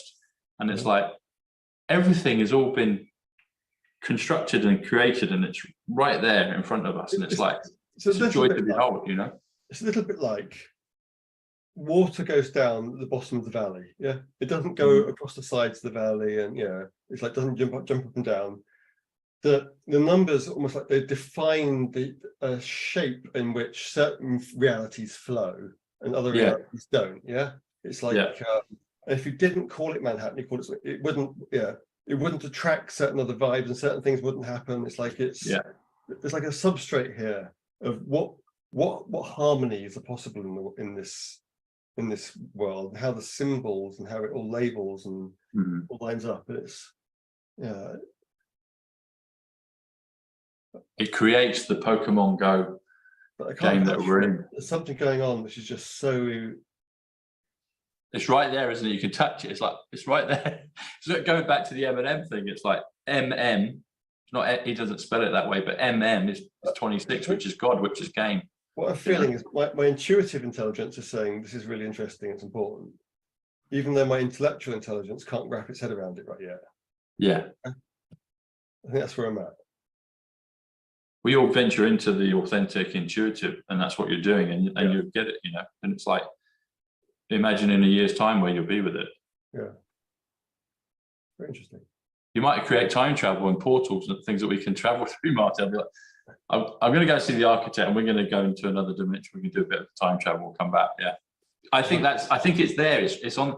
All of this is the Tesla physics, the other time travel, Looking Glass. They're all there, and it's all laced with the numbers. The numbers is a thread that you can thread all these beads of reality upon, and like you said, the valley is 77, which is Christ, which is Hertz. Hertz is what you measure frequency with. Frequency, you mentioned a few minutes ago, frequency is 114. A universe is 114. What is it? It's one song. Universe, it's one song, it's one voice, it's one sound. We know that through the vibrational patterns with sand on boards, and you can change all the shapes. 114 is sovereign. 114 is trump card. A trump card is 114 frequency. And my buddy Ricky told me a month or so ago, when we met for the first time in person in this life, at least, he said, I know, Tom, that everything, and I've known for ages that everything in this world is to do with frequency. And I was like, this is Ricky Lambert, the ex-England footballer, telling me this. This is the sort of stuff I'd come out with on a show with Mark Atwood or Martin Geddes or someone. I'm like this, and I was like, he's one of us. And now this is the interesting thing. He'll share this with people, but when he did that video 2 nights ago, it was so magnificent and so powerful and so magnetic. Right. He actually started getting calls and text messages from people, from loved ones and friends and associates that hadn't spoken to him for years and years and years, even before he put the video out. And he told me about it. And I said, mate, that's why you've already affected the quantum field by what you've done. And therefore, you're receiving this influx of concentrated energy and contact from people that didn't even know you, haven't spoken to you for ages. And then he eventually got the video out. So it already affected reality. It already affected it before, and he was seeing it, and he's been seeing ships in the sky and everything. So it's just so powerful. Frequency, 114 trump card. I think part of what we're having to deal with here is what we might call passive indoctrination. So active indoctrination is when you get dragged into school and it's drag queen story hour, whatever it is, and there's 703 genders, whatever. Yeah. The passive indoctrination is when something's not talked about. Yes. So you go through school and maybe go to university and you go into your professional career. And surely, if this was important, someone would have told me about it, right? Yeah. Because nobody's told me about it, it can't be important. It can't be it's not part of that collective consensus reality. So I think I did a maths degree. And one other thing, how much scope is there for woke Marxist, whatever, stuff? Not really, yeah? It's but clearly physics degrees are biased. They don't talk to you about vortex mathematics and some of the harmonic stuff, and they focus on the cymatics and so the fact that they put you in your attention that way and not that way turns you away from the the Tauruses, and like they don't put you that way. So and they also separate you from the biologists and the I'm a Taurus, you're a Taurus, yeah. Okay, no, it's Taurus, yeah. It's like so we don't get to see how all the Tauruses are everywhere, and I'm Aquarian, but I'll take Taurus as well. Yeah, Tauroid, yeah. Oh, Taurus foot, yeah. In there, I got a hole at each end. Promise, right? It's like let me show you. But I'm topologically we have the same degree. Yeah, it's like so I did a maths degree. And I'm now realizing that actually, yes, it was indoctrination in its own little way, which was by forcing me into this very narrow little niche and making me think I was educated because I must have learnt the things that really matter. You do Gödel's incompleteness theorem and blah blah blah. It's like the foundations of mathematics. It's like, but it was deliberately disconnected from other things I needed to know. And so I did computer science. It's like didn't talk about, I did hash functions, but gematria was never mentioned, and any link to the nature of reality and philosophy and consciousness never talked about, right?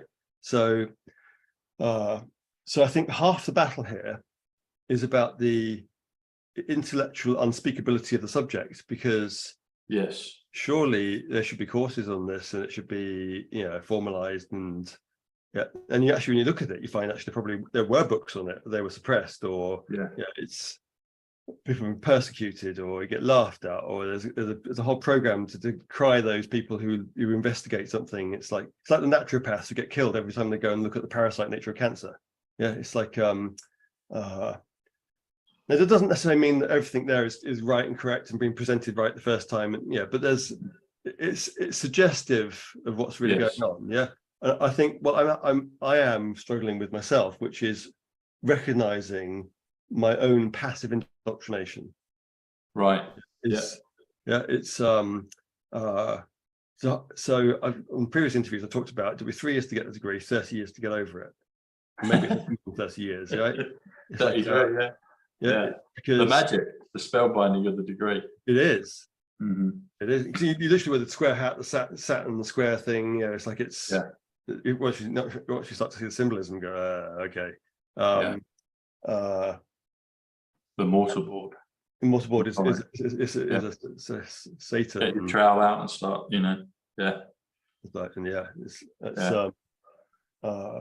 Degree I just worked out is 44 again, which is Geddes, which is interesting. I've had a fantasy. So I had a little run-in recently with the master of my college, right? It's because they had the Freedom Pride flag above the college, and the Freedom Pride flag is the one with the little triangles. Was this at Oxford or Cambridge? Oxford, right? Pembroke College, Oxford, right? And I didn't like it because I know that flag represents some really bad shit, like children. Yeah, it's like and a little running. So I wrote an open letter to the master and got a response, a bit glib, and some other mates wrote saying this is not okay. Mm-hmm. Yeah, you're flying it's okay to fly the college flag, maybe the Union Jack, but this flag has certain meanings, including harm to children, which we don't want to be associated with. And I'm not very well off, financially. I was paying 10 quid a month to the college, and I cancelled it because I will not give money to an institution that's doing that kind of shit. It's like now down the road, I made a little protest, gave him an opportunity to repent, and I'm not judging him personally, but all these institutions are about to face a little bit of a credibility crisis, aren't they? Yes.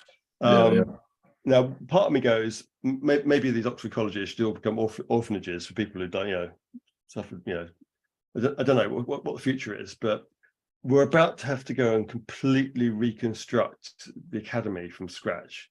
We do need institutions of learning and places to go to that are away from daily reality. But I'm not sure what we should do with them yet, because spiritually they're bankrupt. And let's say again, spiritually they're bankrupt. Right? Let's make that really clear, right? It's and we need to put the spiritual aspect back into it, which is the openness, the humility, the curiosity, the love, the authenticity. I don't quite know how to go about it, what their purpose is. But the existence of it, let's presume for a moment that this subject of numerology, gematria, etc., is a hardcore basis of reality. Yes. Sake of argument, right? Yeah. What we're saying is that everyone who got a degree from these institutions, they're all worthless, basically, because you went to an institution that couldn't cope with basic things, and all the stuff they did during the jabs and COVID, and they showed themselves to be bankrupt. Yeah, it's like and I think it's conversations like this that start us on the process of not just opening our minds to change, but opening our spirits to change. And I see that maybe the university of the future is less about doing courses and degrees and certificates and matriculation and exams, and there are places we go to have conversations and learn. And we may be together for a week, together for a month. Yeah, the 3-year fixed undergraduate exam, whatever, I think that's dead, right? It's like, but we do need places to go and meet interesting people, hang out, have erudite conversations, nurture some of our most brilliant talent. It does matter. Yeah, it's like mentor them, put them in the same places. Yeah. So the reason I did computer science was the guy who wrote the textbook was my tutor. Yeah. Yeah. Didn't want second best. I went for the guy who wrote the textbook. It's like, so there's a so what and what next comes out of this, which is it's more just numbers. Yeah, the numbers are a subject. The exemplar subject. If you can't engage with this, well, what kind of intellectual are you? Yeah. Yeah. If this is beyond the pale of even thinking about, which is the potential numerical fabric of reality, then what you're in the game for? What kind of are you? Yeah. It could be wrong. It could be something different. It could be not quite the way we're seeing it, or it gives us a clue to something else. But if you can't go there, what's wrong with you? Yeah. Why are you an academic? Because you can't cope with the most basic questions about reality. If you can't do that, well, fire you, right? It's like, why paying you? It's so I can start to see there's about to be, I think it has to collapse first, but when we come back and looking like a year or 2, 3 years, down at this conversation, I think we're now at the very beginning of the reformation process of these institutions to add back in a whole bunch of things we lost. One of it about divinity, the totality and connectedness of everything. Yes. And maybe the other extreme is this subject of the fundamental substrate of everything.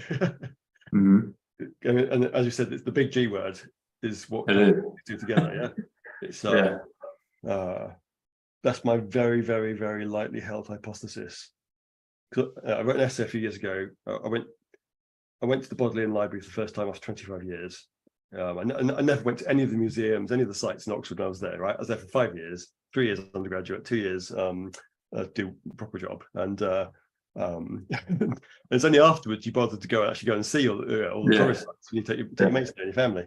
And I went to the divinity school, like room number 1, Oxford University, this really fancy place. Yeah, big room, divinity, little doors, history, jurisprudence, law, whatever. It's like it's geography or whatever. Yeah, it's like it's big subject, number 1 subject of the university, divinity.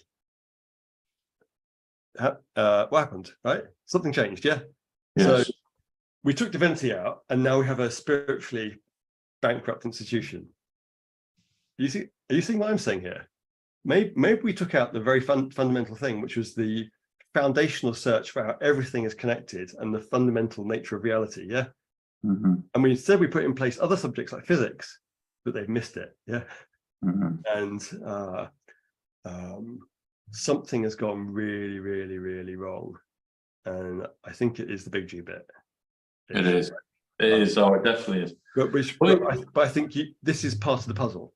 Yes. It's part of the puzzle. If you can't accept this as being part of the legitimate universe of discourse, we have a problem. Yeah. Yeah.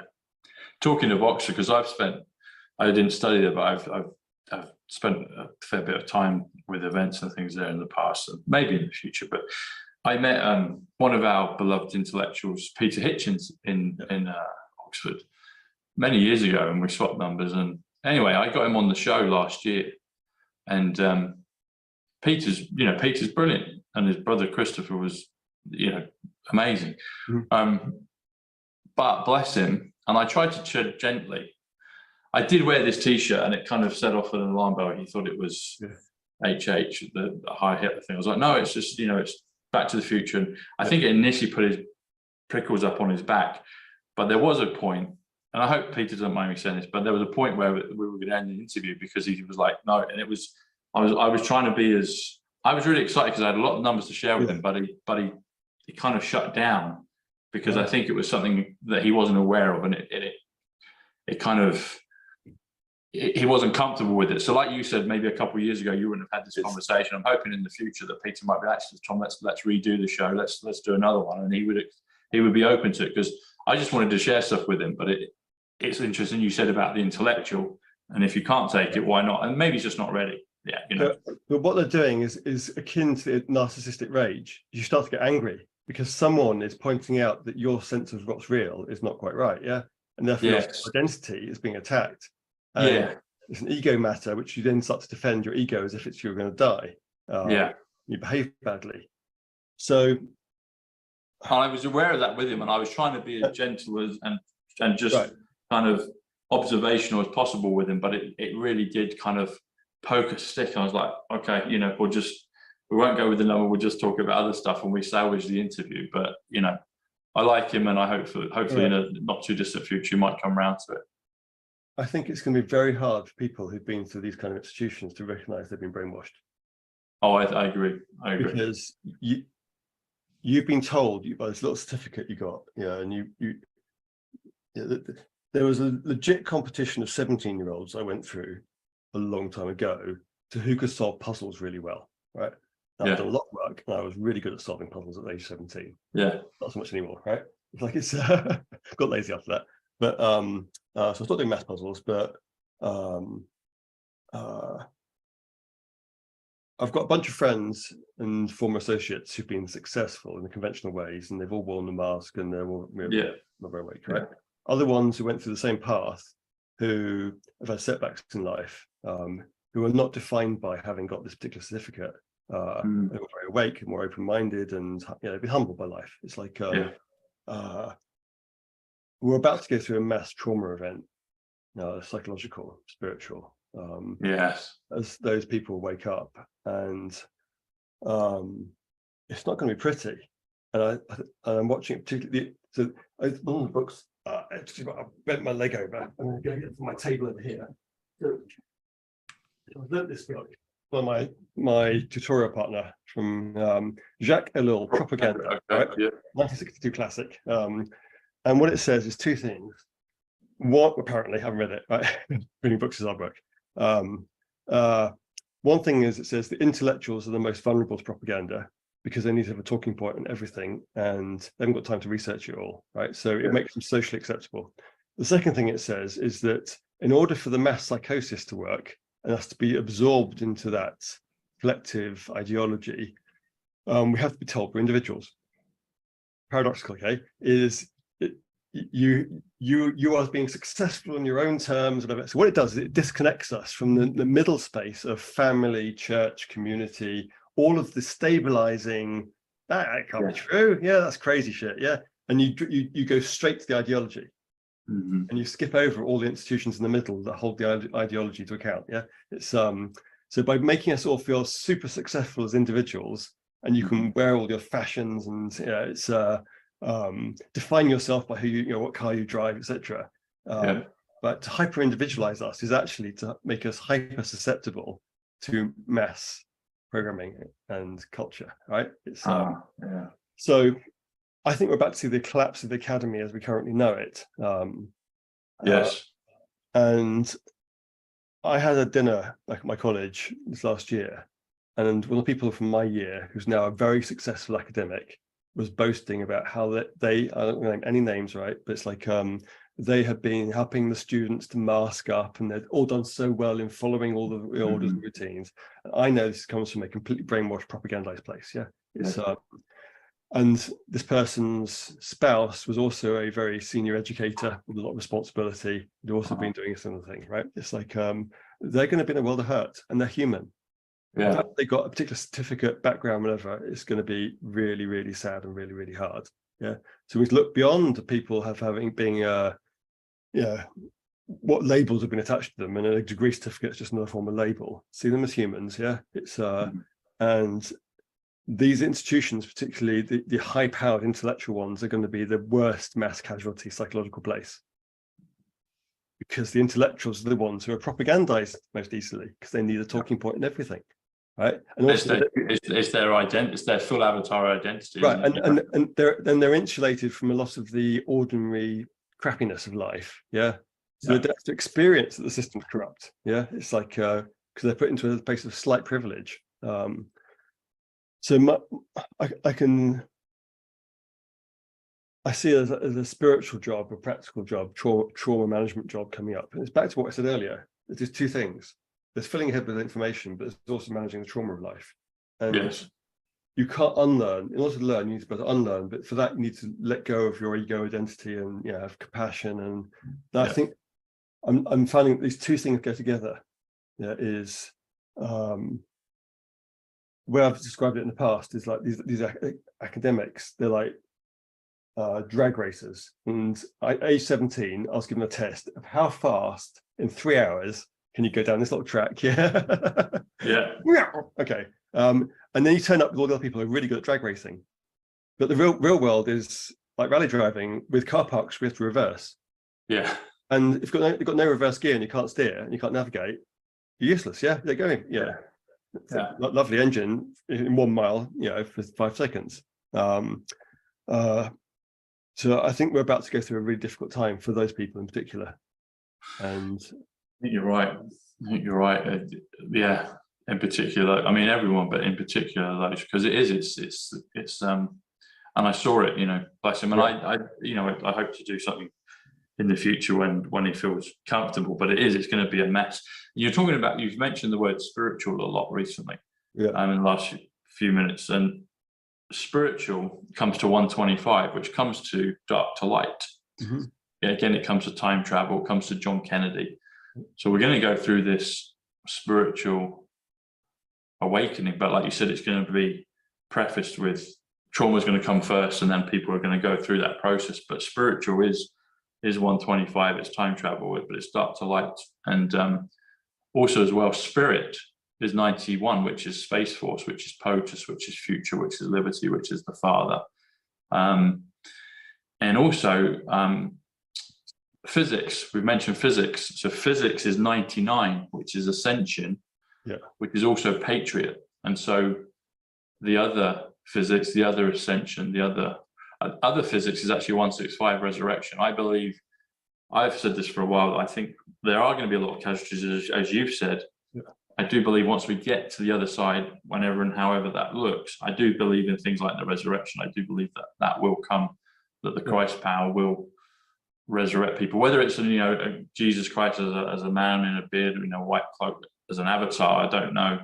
But the Christ consciousness, the Kundalini, the activating of the DNA, I do believe the resurrection is real. President Trump has said it. Right. President Trump, 198 is the resurrection. And he said on TV to a woman that her mother had died of COVID, on a talk show, he's like, so she died of, yes, she died. And it was an Hispanic lady. Yes, she died. My mother died. He said, okay, well, what we'll do is we'll do X, Y, Z, and we'll do this. We'll do it like a transfer. We'll do this with her, these procedures, and she'll be well again. I was like, President Trump just said in plain sight on TV in front of everybody, we've got the resurrection. We've got the resurrection coming. Because people are like, well, what about all these casualties? It's like, and the med beds, where we go, one we go all, they're all coming back. Right. So med beds may be part of it, but it's there's also it's med beds, very lightly held hypothesis, but what we're seeing here potentially, maybe it's two levels of creator. When I was talking about was the creator of us genetically versus the source of all there is.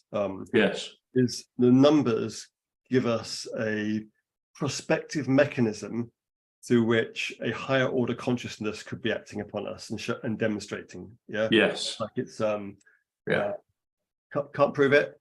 I haven't run any science experiments, but it's a curiosity I'm willing to play with, and it's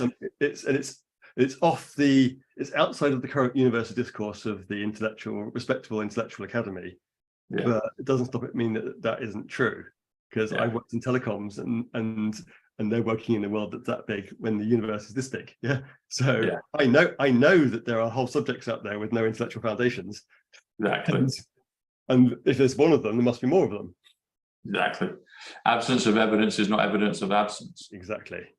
So cool. Martin, it's been fascinating, buddy. We'll have to do this again. I've really enjoyed it. It's been really, really exciting. And I've loved, you've become the avatar in my numbers world. So sorry, not the avatar, what am I saying? You've become the architect avatar. You've become the architect, thought, isn't it? Yeah.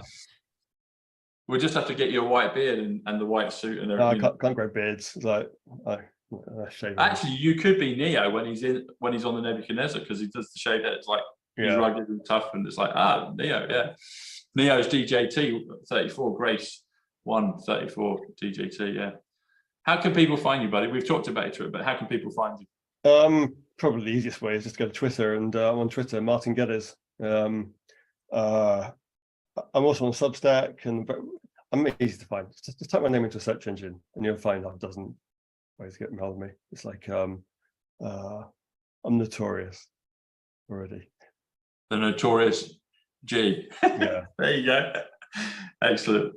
All right, man. Well, I hopefully we get to meet at some point, sometime in the near future. That'd be amazing, and we'll definitely do this again if you're up for it. I'd love to. Yeah. Yeah. Okay. Thanks, Martin. The best. Cheers, buddy. Take care. Yeah. Thanks. Bye. Bye.